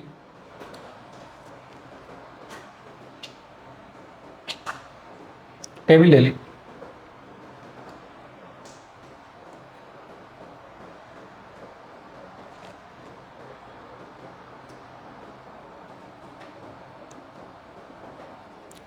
ठीक। यहाँ पर एक स्ट्रिंग से एक ब्लॉक रखा हुआ था, यहाँ पर एक ब्लॉक रखा हुआ था एम मास का, ये स्ट्रिंग है जिसकी लेंथ एल दे दी मैंने, रखा हुआ था, हम चल रहे थे। हमारी आदत क्या है, कोई चीज़ दिख जाए तो लात मारने की, है ना, इसमें लात मार तो तुरंत घुमा क्योंकि स्ट्रिंग से बना है, ये तो ये नहीं हो कि इधर उधर चला जाएगा, तो घुमा, कैसे घुमा, इस टाइप से, ठीक है। ये क्या है,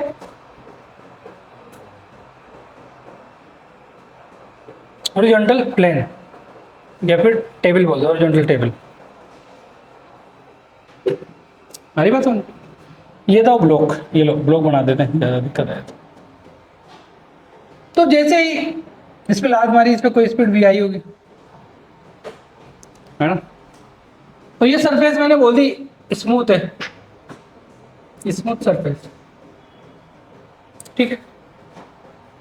तो इससे क्या क्या क्या कंडीशन बन सकती है, जब एक रोटेट करेगा तो एक सेंटर है, सेंटर की तरफ क्या लग रहा होगा, तो इसका टेंशन टी लग रहा होगा स्प्रिंग है तो क्या टी की वैल्यू, अगर इस पर कोई स्पीड वी है, ये एम मास का पार्टिकल है, तो क्या टी की value m we square upon, ये लेंथ एल है तो एल के बराबर होगी क्या, सारी बात है। एक और इक्वेशन बन रही है, बताओ क्या, क्या एम जी की वैल्यू किसके बराबर होगी, नॉर्मल के, होगी कि नहीं होगी, नॉर्मल कहाँ दिख रहा है, सरफेस पे रखा हुआ है, ठीक है। तो आप चाहो तो एम जी को नॉर्मल के बराबर, मतलब अगर इसको बताऊं क्या, आगे बिल्डिंग, ये लोग यहाँ पे बना देते हैं, ये लोग ये नॉर्मल, ये एम जी, अभी समझ में आ गया किस प्लेन में देख रहे हो आप, सामने से देख रहे हो, ब्लॉक दिख रहा है, एम जी नॉर्मल को लग रहा है, एम जी नीचे लग रहा है, ठीक है। और ये टॉप पे से देख रहे हो आप, ऊपर से देख रहे हो, ये टॉप व्यू मान लो, ये फ्रंट व्यू मान लो, ये भी बैक व्यू मान लो, फ्रंट व्यू, अब तो आ जाएगा समझ, तो t equal to m square बनाए, इसको लिख लो फटाफट, इस टाइप से कुछ भी आ जाए तो इसको कर लेना आप, है ना। अब मैं आपको कुछ स्टेप बता रहा हूँ, step to solving problem of dynamic of circular motion.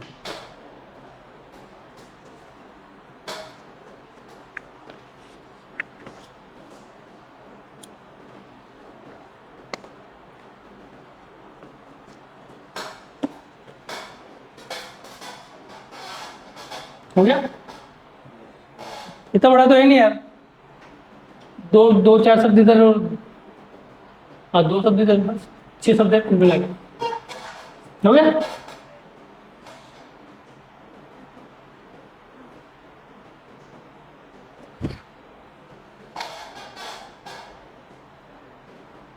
ये तो आ गया ना, कैसे लिखा, T equal to M we square बंडल, आ गया।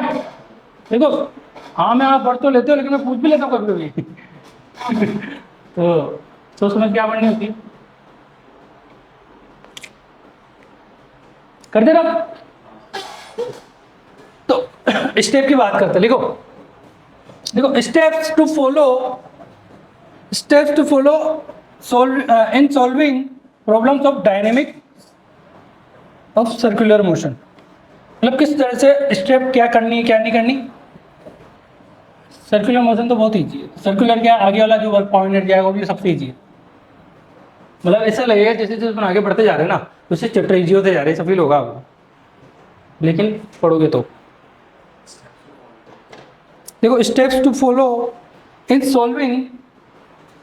Solving problems of dynamic of circular motion. तो फर्स्ट पॉइंट लिखो, फर्स्ट पॉइंट है define the system and recognize the plane of circle. पहले तो देखो सिस्टम, फिर देखो कि किस प्लेन में घूम रहा है ना। Recognize the plane of circle in which system is performing circular motion.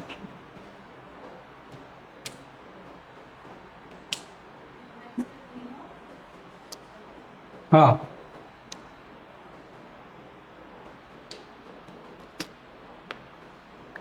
define the system and recognize the plane of circle in which system is performing circular motion।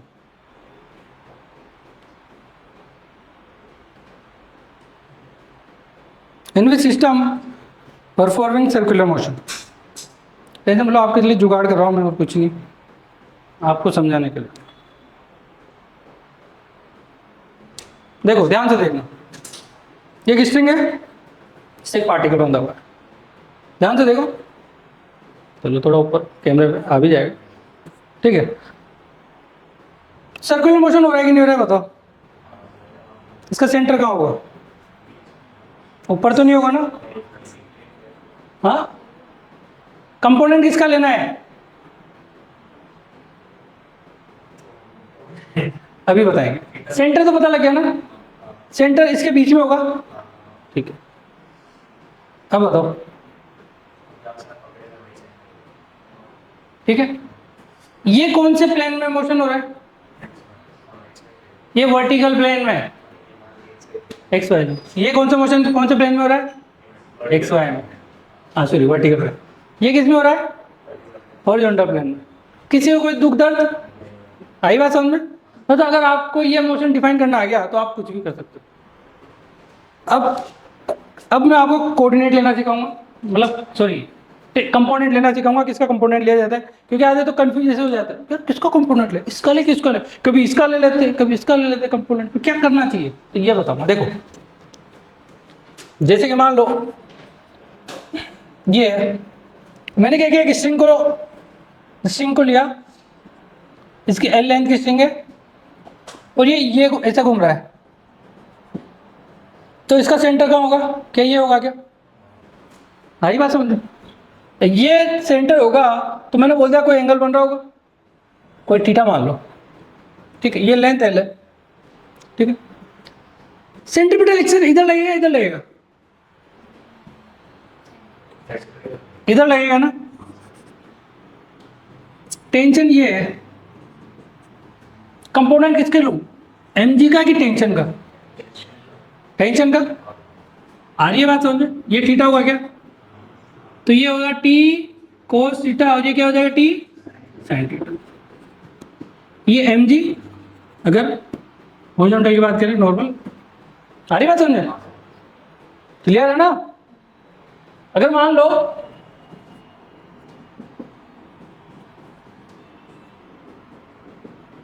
ये मोशन ऐसे होता,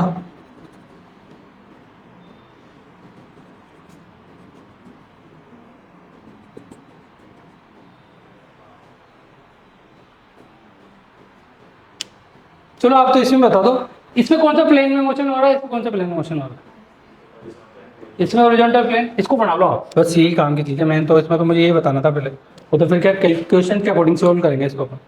इसको लिख लो हॉरिजॉन्टल प्लेन,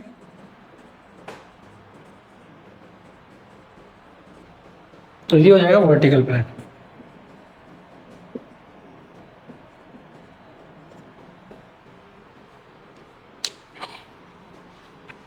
बस मुझे बता दो इसमें रेडियस क्या लूंगा मैं, इसमें क्या एल लूंगा क्या? नहीं लूंगा, फिर क्या लूंगा? एल साइन थीटा, क्योंकि ये तो कोस थीटा हो जाएगा, और ये r equal to l sine theta हो जाएगा। क्या सबसे ज्यादा गलती की जाने वाली चीज है, एल ले लेते हैं। सबसे ज्यादा गलती की जाती है इस जगह पर, इस टाइप के क्वेश्चन से, क्योंकि स्टूडेंट क्या करते हैं, एल ले लेते हैं और उड़ जाते हैं। इस जगह पे क्या लूंगा मैं, रेडियस। क्या इस जगह आर इक्वल टू एल होगा क्या? क्या ये भी एल साइन थीटा हो जाएगा? हाँ, क्योंकि ये रेडियस है, वही एल के बराबर आएगी, ठीक है। बस यही चीज़ है, अगर आपको फील आना चाहिए, अगर समझ में आता है कि हाँ ऐसे ऐसे हो रहा है, तो आप कर लोगे, नहीं तो उड़ जाना। उड़ जाना मतलब हाँ उड़ जाना, जब उड़ने का टाइम है।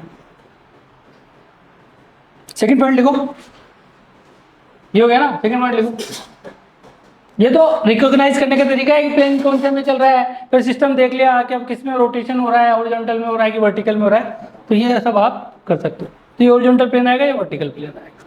लिखो सेकंड पॉइंट, एक सेकंड हो गया, लिखो। ये इतना टाइम कैसे लग जाता है आपको, इतना तो कुछ है ही नहीं वहाँ पे। लिखो सेकंड पॉइंट, लिखो draw ABD, draw ABD and अब ड्रॉ एफबीटी के बाद अब क्या अपन इसमें 3 पॉइंट लिखेंगे, तो इसमें फर्स्ट पॉइंट लिखो, सेकंड में first point, select one axis along the radial direction, select one axis along the radial direction, select one axis along the radial direction,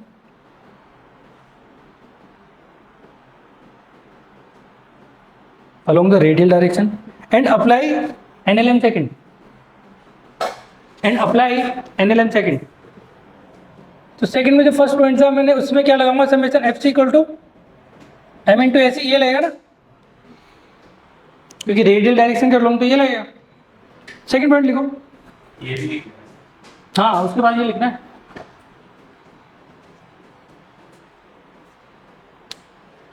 second point लिखो, if particle is performing non uniform circular motion, if particle is performing non-uniform circular motion,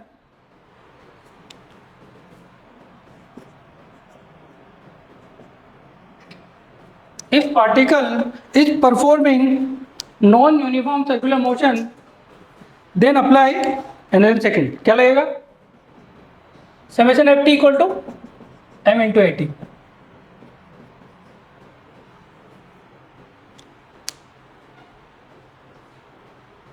आ गई बात समझ? अब ये दो equation तो यहाँ से बन जाएगी, तीसरी इक्वेशन कहाँ से बनेगी, देखो, select third axis normal to plane of motion, select third axis normal to plane of motion,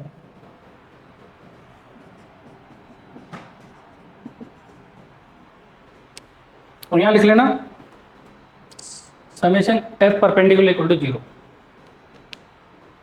तो इस टाइप से कोई क्वेश्चन आएंगे तो कर लोगे क्या? सर सब आता है तो मैं, सर हमें सब कुछ आता है।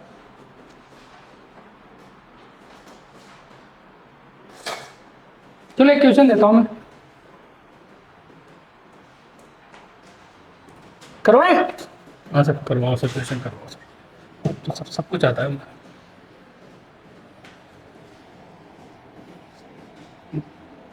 देखो क्वेश्चन लिखो, क्वेश्चन क्या डायरेक्ट देख लो इसे क्वेश्चन। ये इसके अबाउट एक स्ट्रिंग बांध रखी स्ट्रिंग है, तो ये एक पार्टिकल रखा मैंने, ये 1 kg का है, ठीक है, इससे एक और स्ट्रिंग बांधी और ये 2 kg का है, ठीक है, ये पार्टिकल घूम रहा है,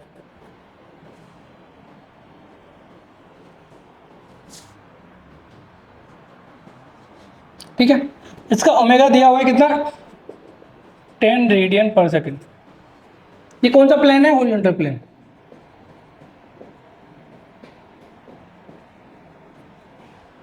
जब ऐसा मान लो एक स्ट्रिंग से एक पार्टिकल यहाँ बांधे, एक पार्टिकल यहाँ, एनएलएम में क्वेश्चन किया है ना आपने। चलो तो आपको फाइंड करना है टेंशन फोर्स, इसको T1 बोल दो, इसको T2 बोल देता हूँ। तो फाइंड लिखो, find tension force in both the rods, rod ले लो या फिर स्ट्रिंग ले लो, रोड भी बोल सकते हो क्योंकि सेम ही बात है।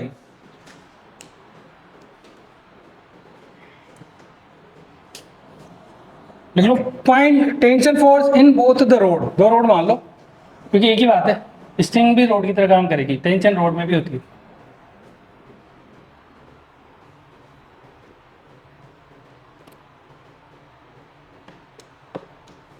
कर दोगे ना, T1 और T2 निकालने को मिला कैसे मान लो डायरेक्ट, बताओ दुष्ट तो। अच्छा रेडियस चाहिए, रेडियस लिखी थी क्या मैंने, चलो 5 मीटर ले लो और ये 5 मीटर ले लो। चलो अब तो कर जाओ, रेडियस ही तो कम पड़ रही थी, कैलकुलेशन कितना आया, तो देखो ध्यान से सुनो, ये 2 kg की बात कर रहा हूँ मैं, 2 kg में टेंशन इधर लग रही है क्या, T2, ठीक है, तो ओमेगा के टर्म में रखनी है अब वैल्यू, है ना, क्योंकि एक्सेलरेशन AC क्या होता है, v स्क्वायर गुना या फिर ओमेगा स्क्वायर, हाँ ये होता है क्या 1000,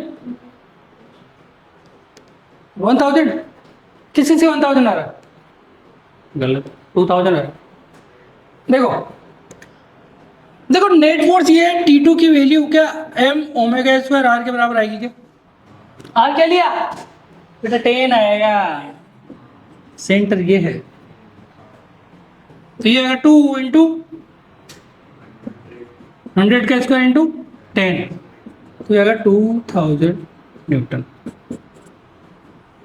अब T1 क्या आएगा, देखो T1 ये है, T1 इधर है क्या, क्या ये 1 kg है कि 2 kg, 1 kg, T2 इधर लगेगा क्या, ये भूलिए होंगे आप, भूले ना भूले, चलो, तो T1 minus T2 equal to 1 into omega इधर 10 का स्क्वायर, आर कितना है 5, यही है, तो T2 के लिए कितनी थी 2000, ये कितना है 500, तो T1 कितना आया 2500 न्यूटन,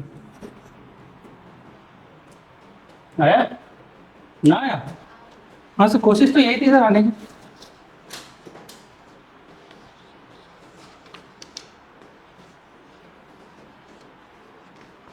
मैं आपको होमवर्क सेंड करूंगा, करना है ना, एक तो मौत के कुएं में गाड़ी चलानी है हमें, और एक कोनिकल उस पर घूमना है, घूम लोगे, घूम लोगे ना, जैसे देखो ये इस टाइप से ये रहेगा, मान लो यहाँ से घूमता रहो घूमता घूमता, तो यहाँ पे क्या करोगे आप, एम जी नीचे रहेगा, ये इधर रहेगा,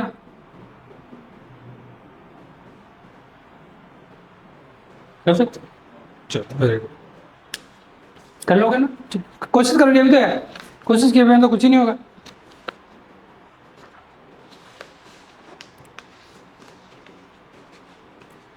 ठीक?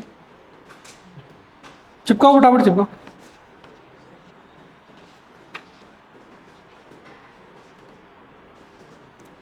चलो एक नेक्स्ट, चलो एक क्वेश्चन लिखो, देखो अ कार, इसको रब कर दूं, देखो a car of mass m is moving with constant speed v,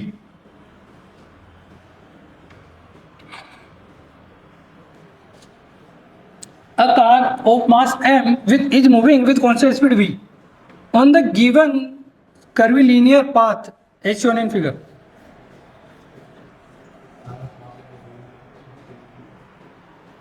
on the given curvilinear path as shown in figure,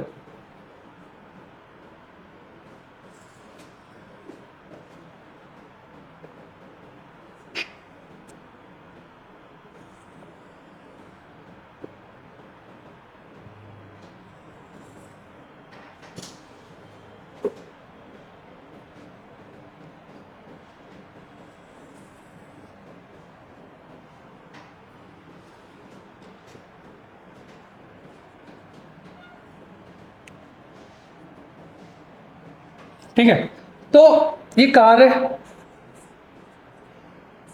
ये v स्पीड से चल रही है, ये सेंटर ले लिया, ठीक है, ये a पॉइंट है, ये b पॉइंट है,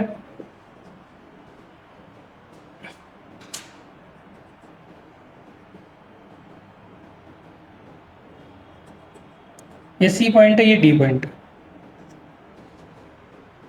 ठीक है, तो क्वेश्चन है फाइंड नॉर्मल निकालना है ए पर, बी पर, सी पर और डी पर, find normal on A B C D,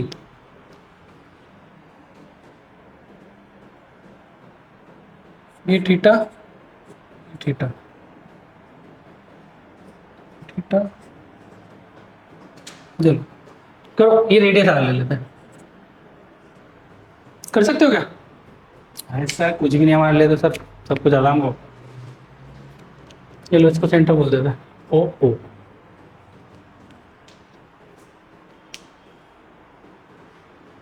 ध्यान रखना सरफेस स्मूथ नहीं है, रफ सरफेस है, रफ सरफेस है,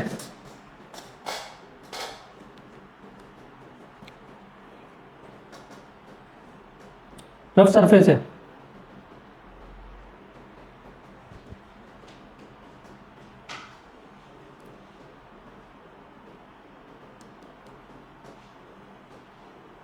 सर करना क्या है सर? निकाल सकते हो? नॉर्मल हो गया? इतना टफ कैसे लगता है? जल्दी करो। नहीं आ रहा हो तो आगे बढ़े। नहीं आ रहा?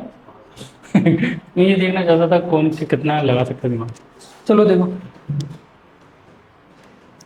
क्या ये कांस्टेंट स्पीड है क्या? अगर इसका मास m हो, क्योंकि मास तो हम नहीं लेते हैं अपन जनरली, तो इस जगह पे कार पहुंच गई, तो क्या इस जगह mg लगेगा क्या? ध्यान से सुनना, बहुत काम का कंसेप्ट का है। ये क्या थीटा हो जाएगा क्या? क्या ये mg cos थीटा हो जाएगा? क्या ये नॉर्मल हो जाएगा? स्पीड क्या रहेगी? वही v। इसका एक कंपोनेंट mg cos थीटा, इसका ये कंपोनेंट क्या होगा? यहाँ लिख देता हूँ मैं ना, mg sin थीटा। लेकिन कार फिर भी जा रही है, तो कौन है जो उसको ले जाने में हेल्प कर रहा है? बोलो ठीक, कोई फोर्स वजह से ले जाएगा। कौन सा फोर्स? क्या टेंजेंशियल एक्सीलरेशन होगा क्या? ये तो v कांस्टेंट है ना, v तो कांस्टेंट दे रखा है, तो टेंजेंशियल तो जीरो हो गया ना। बताओ यार, कैसे कमाल करते हो पांडे जी, बताओ। हाँ, यहाँ पर अब काम आएगा फ्रिक्शन। सरफेस थी, रफ थी, तो ये फ्रिक्शन लगेगा इधर। एक और क्वेश्चन, फ्रिक्शन होगा तो कौन सा फ्रिक्शन होगा? स्टैटिक फ्रिक्शन की काइनेटिक फ्रिक्शन? कौन कौन कहता है काइनेटिक होगा? कौन कौन कहता है स्टैटिक होगा? सर चलेगी नहीं स्टैटिक होगा तो। हाँ? मतलब कौन सा फ्रिक्शन होगा? बेटा गलत है, स्टैटिक फ्रिक्शन होगा। है सर, ये क्या है सर? अगर ये है सर, ऐसे गलत गलत बातें मत बताया करो। तो देखो, काइनेटिक क्यों होगा, स्टैटिक काइनेटिक क्यों नहीं होगा, स्टैटिक क्यों? जब कार का जो टायर है, कार का टायर सरफेस के कांटेक्ट में आएगा तो उसकी स्पीड वेलोसिटी जीरो हो जाएगी क्या? तभी तो चल पाएगा वो उस पे अगर उसके कांटेक्ट में है तो उस जगह पे उसकी स्पीड क्या है? जीरो। अगर वो वहीं पे रोटेट करेगा तो स्लिपिंग होना शुरू हो जाएगी ना, स्किड करना शुरू कर देगा। जब स्लिपिंग शुरू हो जाएगी तो काइनेटिक फ्रिक्शन आ जाएगा। लेकिन टायर तो चल रहा है, ये आगे बढ़ रहा है, तो उस जब पॉइंट ऑफ कांटेक्ट होता है उस जगह उसकी वेलोसिटी जीरो होती कि नहीं होती? तो वहां पे काइनेटिक फ्रिक्शन हुआ कि स्टैटिक फ्रिक्शन हुआ? ये है पंडा।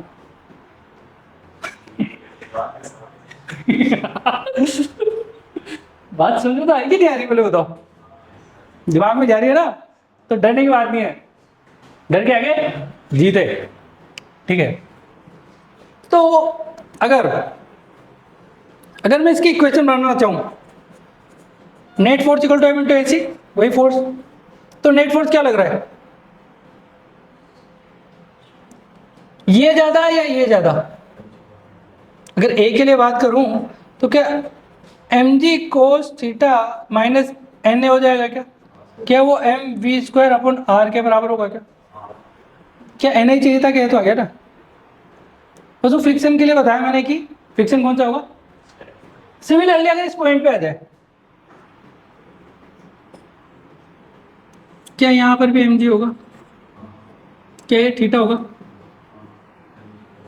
ये क्या हो जाएगा? M g theta. इसका ये कंपोनेंट इधर होगा क्या? M g sine theta. Friction कहाँ होगा? अब ऊपर होगा, तभी तो बैलेंस करेगा वो। फोर्स जीरो तभी तो होगा, तभी तो वेलोसिटी कांस्टेंट होगी। तो ये हो जाएगा फ्रिक्शन। कौन सा फ्रिक्शन है? स्टैटिक। स्टैटिक फ्रिक्शन तो आ गया क्लियर? चलो, क्या इस बार ये लगेगा एन बी, तो इसको थोड़ा समझ लेना ना, कि मान लेना कि ये, क्योंकि ये थोड़ा समझ में आ जाएगा ना। ये लो, ये इधर मान लिया। ठीक है, ये लो एन बी। तो इस प्रकार में सोच विचार करना है। तो फिर क्या हो जाएगा? अब एम जी बी के लिए m g cos theta minus N B equal to M we square बना। क्या इससे फील हो रहा है कि N A equal to N B हो रहा है? इसकी वैल्यू क्या आ रही है? M g cos theta minus m we square बना।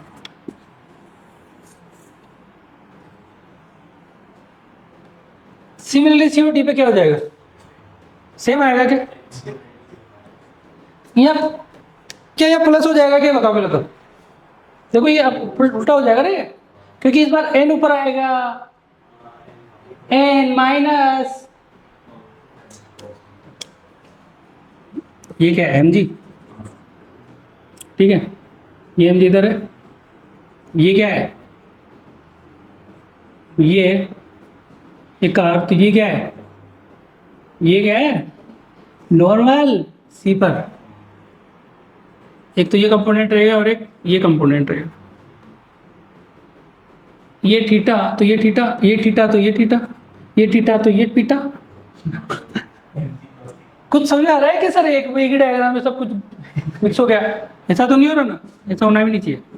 ये हो जाएगा एम जी कोस थीटा, ये N minus m g cos theta equal to, अगर स्पीड तो कॉन्स्टेंट है इसे, तो N C minus m g cos theta equal to m g square upon r. तो क्या एन सी और एन डी की वैल्यू सेम आएगी क्या? तो ये हो जाएगा m g cos theta plus m g square upon r. तो इस टाइप से मैं सोच विचार कर ले रहा है, कर लो फटाफट। इसको मैं होमवर्क सोच रहा था देने के लिए, फिर मैंने कहा इसको तो मैं करवाता हूँ।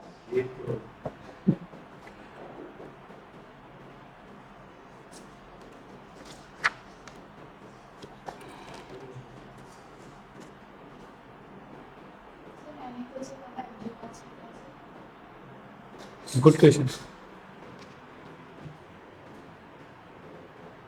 ये कम कैसे हैं?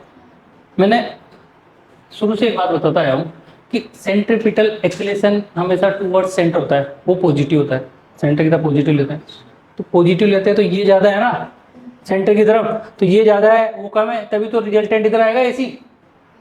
आ गया? अगर आप पहली क्लास पढ़ते हैं ना तो आपको ये कंफ्यूजन होता है नहीं। अच्छा सर, ऐसी बात है क्या? चलो ठीक है सर, अब आप बोल रहे हैं तो नहीं होता वो। कल क्लास रखी क्या? क्या पूछ, मैं भी क्या पूछ रहा हूँ आपको बताओ, क्यों पूछ रहा हूँ, क्यों पूछ रहा हूँ मैं? आने वाले टाइम पे क्या 1-2 दिन की छुट्टी हो सकती है आपकी, इसलिए मैं पहले से ही फैक्टर सेफ्टी लेके चल रहा हूँ। जब भी आने वाले टाइम पे कभी भी आ सकता, कंफर्मेशन नहीं बोल सकता, हो सकता है कि जुलाई के फर्स्ट एक जून जुलाई अगस्त 1-2 तारीख को कभी भी हो सकता है, कोई कंफर्म नहीं। ठीक है, इसको यहीं पे छोड़ देते, बाकी कल करेंगे। हाँ।